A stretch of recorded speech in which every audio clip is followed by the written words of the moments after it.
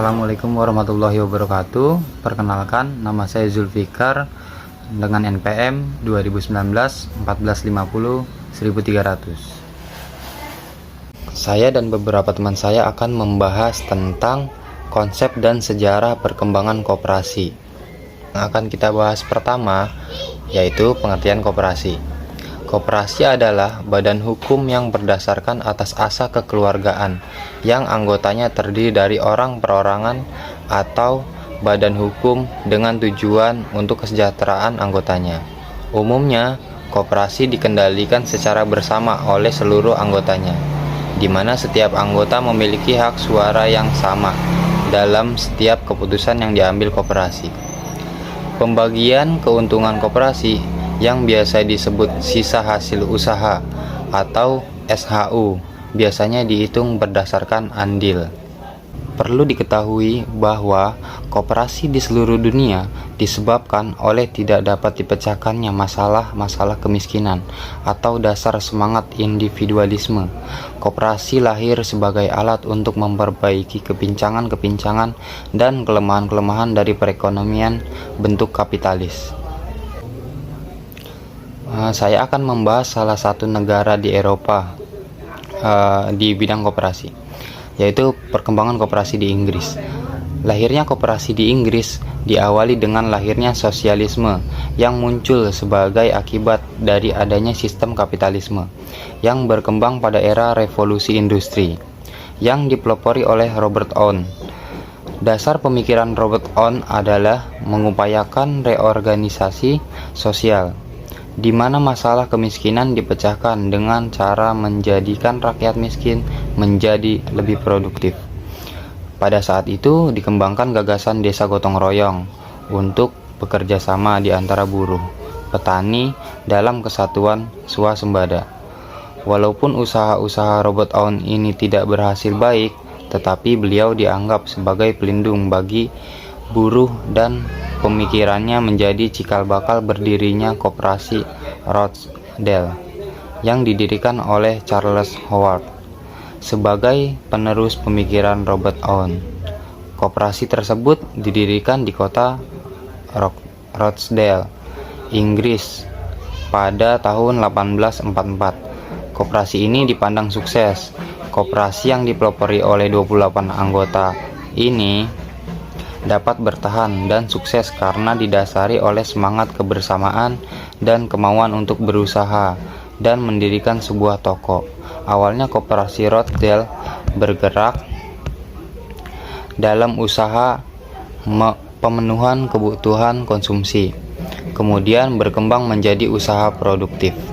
Pada perkembangan selanjutnya, pada tahun 1852 di Inggris telah berdiri kurang lebih 100 koperasi konsumsi yang mana pendirinya dari para konsumen. Untuk memperkuat gerakan koperasi, pada tahun 1862 koperasi-koperasi konsumsi di Inggris bergabung menjadi satu pusat koperasi pembelian atau disebut Cooperative Wholesale Society atau CWS.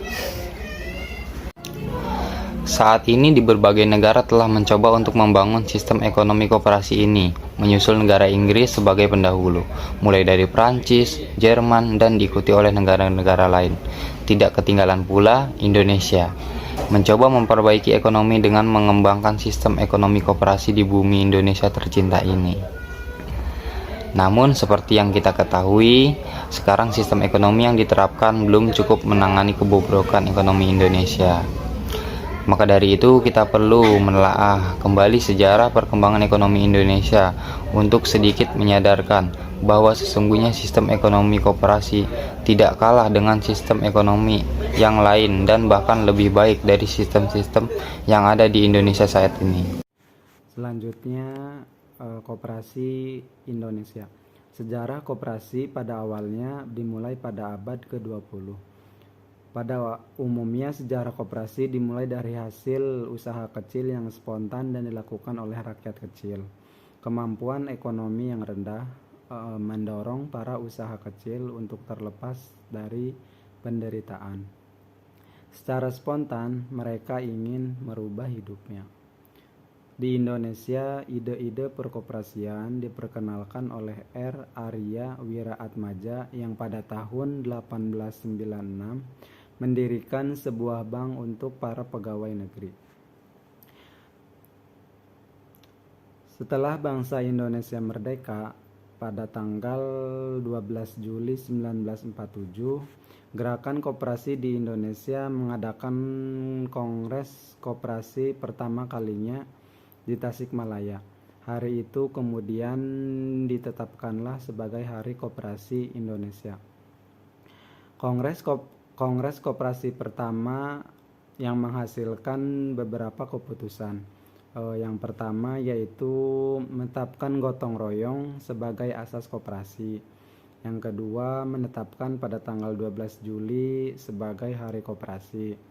Dan yang ketiga, mendirikan Sentral Organisasi Koperasi Rakyat Indonesia atau SOKRI.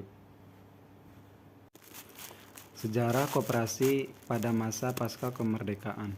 Usai dibacakan proklamasi dan telah resmi menjadi negara yang utuh, bangsa Indonesia memilih untuk menentukan kebijakan perekonomian dengan mengubah semua tatanan perekonomian. Dari sistem liberal kapitalis menjadi tatanan perekonomian yang sesuai dengan pasal 33 Undang-Undang Dasar 1945, di mana pasal tersebut mengatakan bahwa semangat koperasi ditempatkan sebagai dasar dari semangat perekonomian. Kegiatan simpan pinjam, serba usaha, dan lain-lain semakin mendominasi keberadaan koperasi di Indonesia. Yang tercatat ada sekitar 2.500 koperasi di seluruh Indonesia. Selanjutnya, sejarah koperasi pada masa Orde Baru. Usai diberi mandat oleh Presiden Insinyur Soekarno kepada Jenderal Soeharto melalui Super Semar atau Surat Perintah 11 Maret, pada 11 Maret 1966 dikeluarkan Undang-Undang Koperasi yang baru, Undang-Undang Nomor 12 tahun 1967 mengenai pokok-pokok perkoperasian. Sejarah koperasi pada masa reformasi. Krisis moneter yang menerpa Indonesia tahun 1998 telah menghancurkan sistem perekonomian negara Indonesia. Namun di sisi lain, koperasi mulai berkembang sebagai pemulihan produksi dan distribusi pangan, memperbesar akses kredit, penataan kelembagaan, redistribusi aset, membangun industri yang berbasis iptek.